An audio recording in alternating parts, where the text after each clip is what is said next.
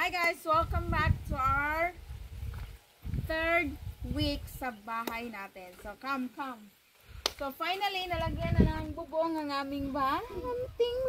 Pero, hindi pa siya tapos kasi lagyan pa yan para sa gilid-gilid. Hindi ko alam yung exact word dyan.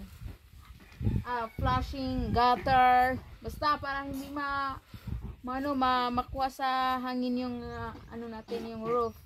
But anyway, simula tayo dito. So ngayon, ito na yung ginagawa nila. Nagbubungkal sila dahil para ito sa extension sa balcony. So ito yung dito kami, lalagyan ko dito ng plywood para dito kami makahiga or matutulog for temporary.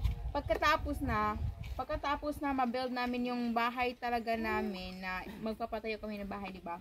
Pagkatapos, tatanggalin namin na yung mga plywood at ito ay magiging balcony namin. So, ito nga yung ginagawa nila dito.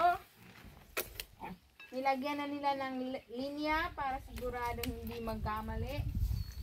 But anyway, this is Liam. Naliligo. Ito yung palagi niyang araw-araw ginawa pag nakapunta siya dito. So, binabantayan namin yan. Huwag kayong mag-alala kasi hindi namin siya hinayaang na siya lang mag-isa na maliligo dyan.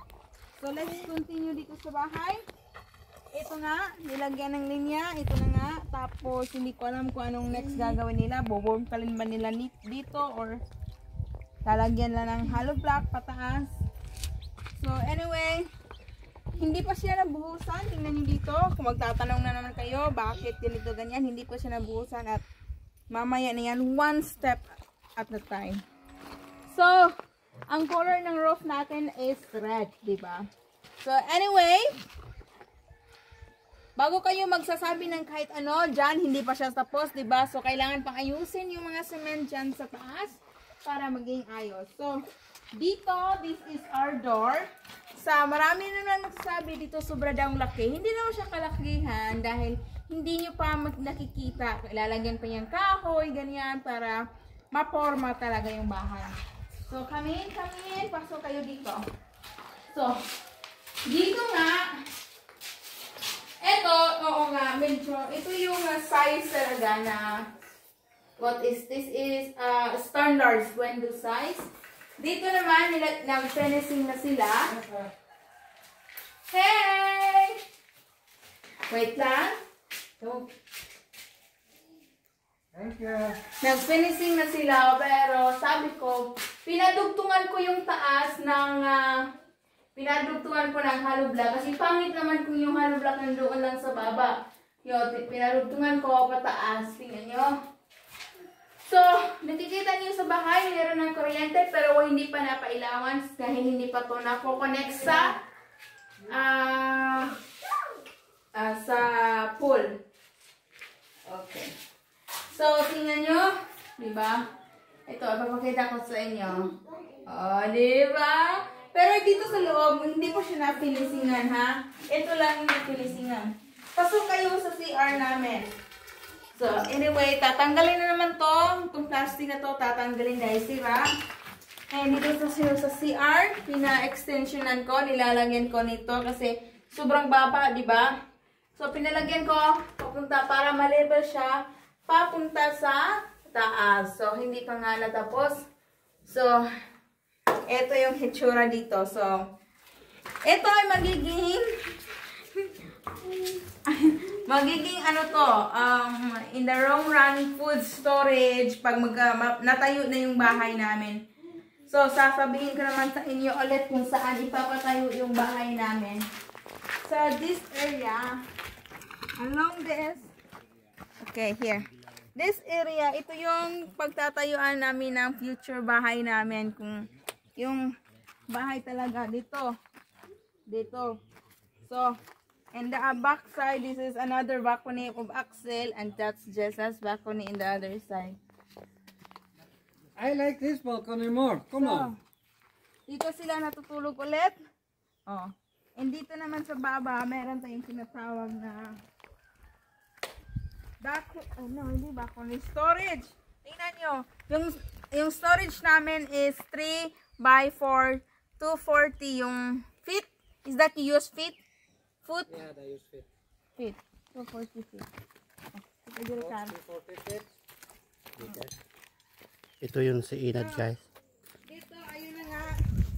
Nag-cement na sila sa ano natin. Ito ang beam. So, ang ginagamit na beam nila medyo circle. Circle, di ba? Mabilis. Hindi na yung square. So, dito yung paglalagyan. So, sabi ko, doon sana sa kabila.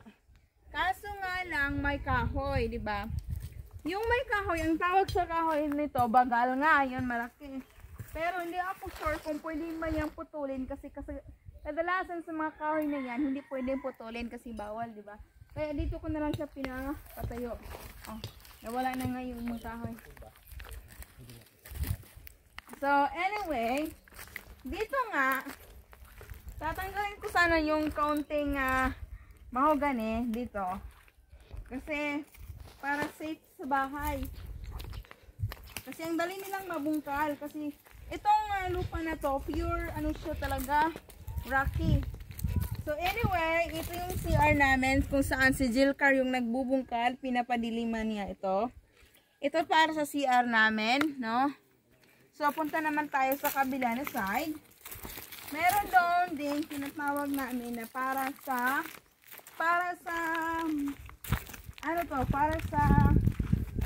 kapag maghugas ka ng pinggan, dito dadalo yung mga pagkain. Tingnan natin kung gaano na kadilim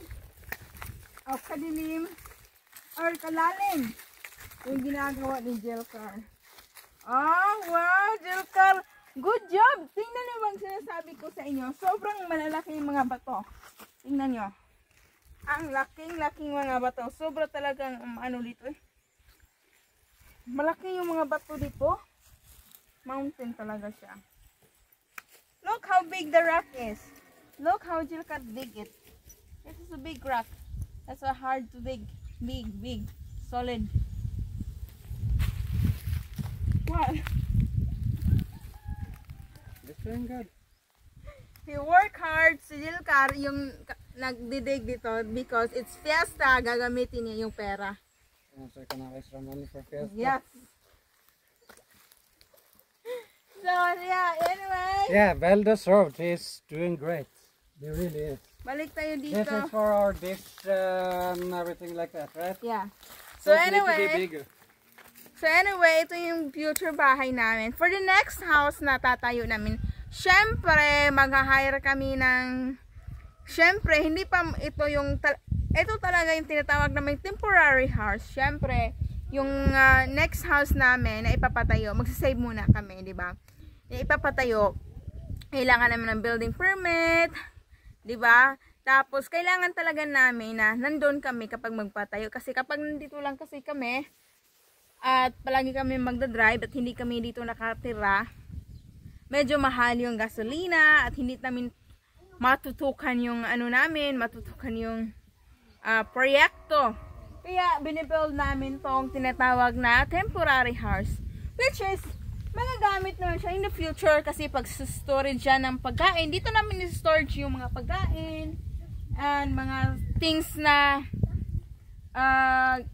kadalasan ginagamit. Doon naman sa another storage yung mga bagay na hindi gaanong ginagamit. So dito it's balcony area kung saan si Axel wants to sit down doing barbecue. Hindi siya gaanong kalayuan sa school. I think it's, or sa town, it's like 15 to 20 minutes drive. So kung merong motor, pwede. So peaceful din. And hindi na siya kalayuan in case Liam going to school on college kasi hindi din siya gaanong kalayuan sa Moalboal. It's like between 30 minutes drive. What? Moalboal. So from here and down to 7-Eleven in the town, Yeah. it is 15 minutes if you drive slow, 12 minutes on a motorbike, 15 with the car, and add 10 minutes to go to town, so 25 minutes with the car. I do it in 20 minutes with my motorbike. So yeah, like 25 minutes to 30 minutes going to college school. So hindi siya gaano kalayuan, di ba? So good siya dahil dito tahimik rin naman. Good distances. Good distances Yeah, and really quiet here. We're 25 minutes from the mall. That's a little bit bad because Jessa loves the mall. That's too close. Thanks for watching at i-update ko na naman kayo for the next video kung anong hitsura, di ba? So this is all for now. Until next time, see